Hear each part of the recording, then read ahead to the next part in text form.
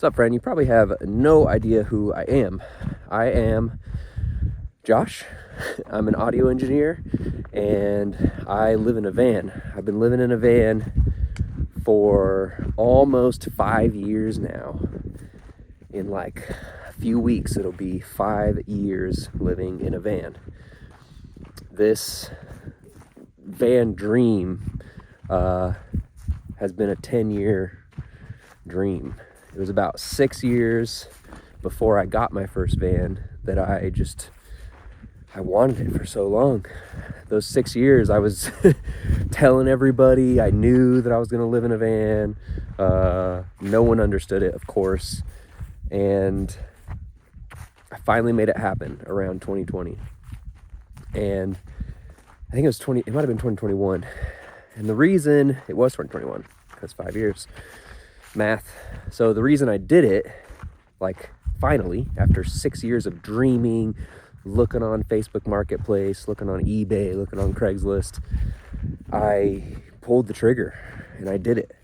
And the reason I did it was because I had a really good friend of mine named Zeke. And I've known him since I was young. And he was one of those guys that just lived life to the fullest all the time.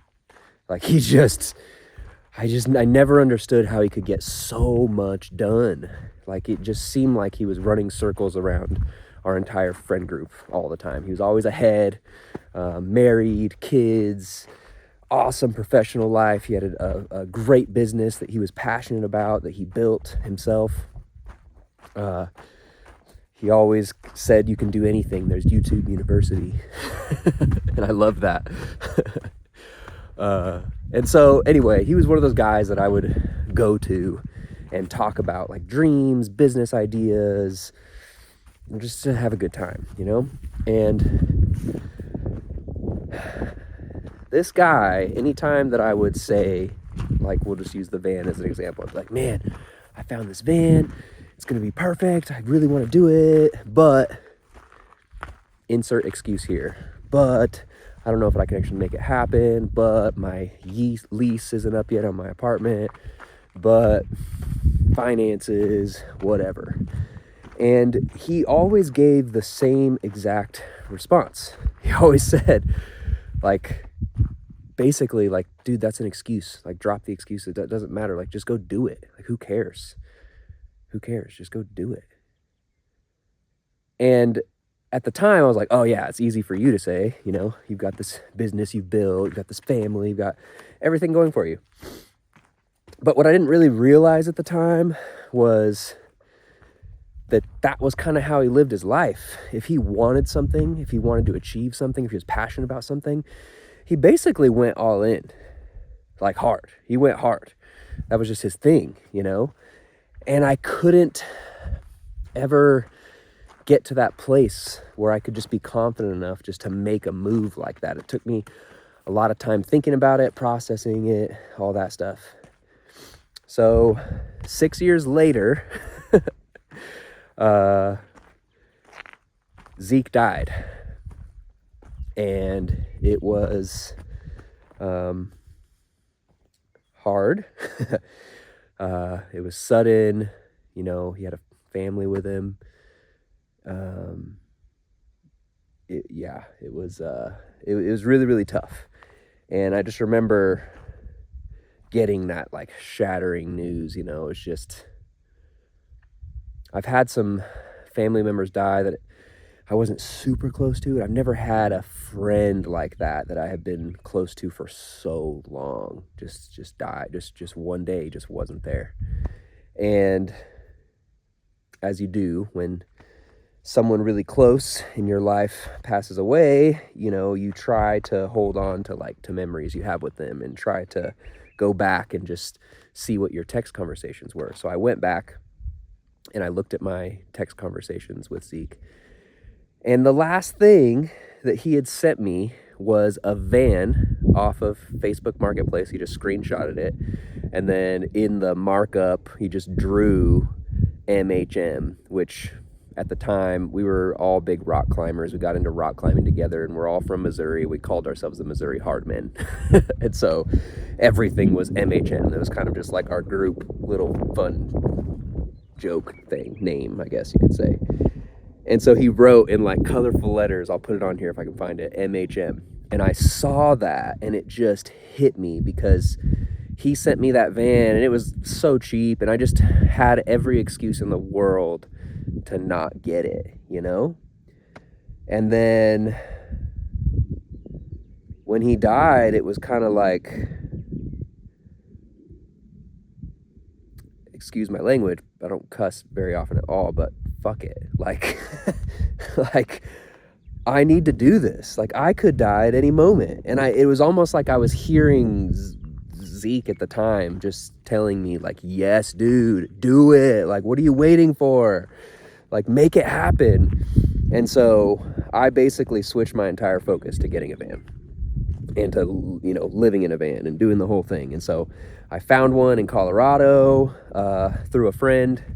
I got a rental car. I drove down there and I got this van.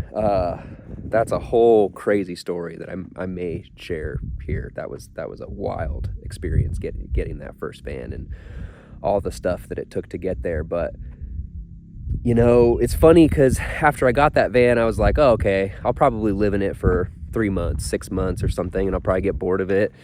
I don't know, and go back to living in an apartment. But here I am 5 years later.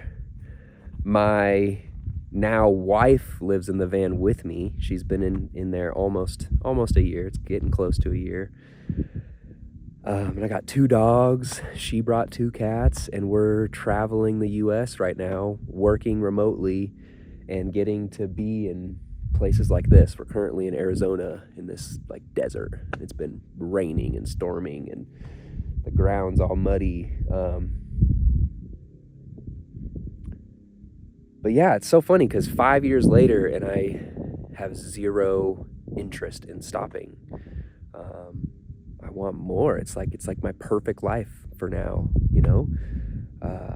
And it's just crazy that it took a close friend of mine dying to actually make that jump and to actually do it. Because ever since that experience, I've realized that if you zoom out far enough, like anything you're dealing with or anything you want or any dream you have, and you've got excuses and you've got things in your head that are telling you to not do it or it's not smart or blah, blah, blah, whatever the excuse is, like if you zoom out far enough, you know, I'm standing right here in this desert field thing. If I zoom out to the state and I'm just closing my eyes, looking at this whole state of Arizona and then the country and then North America and then the world and then the universe, like doing that exercise, which I try to do often, just makes me feel like, well, of course, like it doesn't matter. Oh my gosh, I gotta show you Margot. She's running.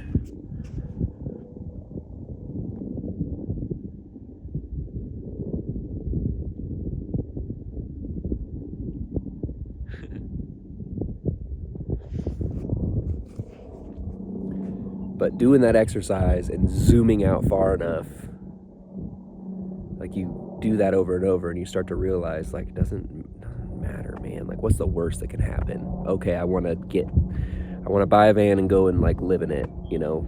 The worst that could have happened was I would have moved into it and hated it and sold it and then went and moved into an apartment, you know.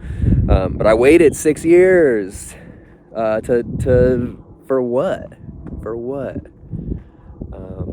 And so anyway, I just kind of had to share that story today. I hope